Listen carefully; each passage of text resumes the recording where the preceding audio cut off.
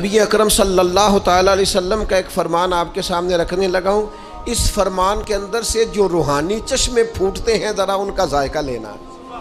ہماری روزمرہ کی زندگی کیسی ہونی چاہیے، نبی پاک کی سیرت ہمیں کیا فیضان دیتی ہے، اس پر ذرا غور کرنا چاہیے. نبی پاک علیہ الصلوۃ والسلام کا یہ فرمان مسند ابو یعلا میں دیگر کتب حدیث میں موجود ہے. حضور فرمانے لگے، اے عائشہ، اگر میں چاہوں تو سونے کے پہاڑ میرے ساتھ چلا کریں. میں جدھر جدھر جاؤں پہاڑ سونے کے میرے ساتھ ساتھ چلیں. لیکن میں نے اپنے رب کی بارگاہ میں دعا کی ہے کہ مالک مجھے ایک دن روٹی دینا، ایک دن کا فاقہ دینا.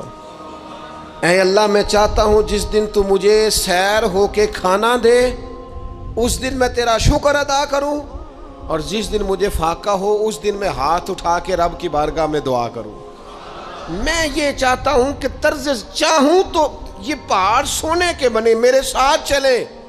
جب سونا چاندی آنا جانا پروٹوکول لمبے چوڑے معاملات ہمارے محبوب نے پسند نہیں کیے تو پھر رنگے چمن پسند نہ پھولوں کی بو پسند.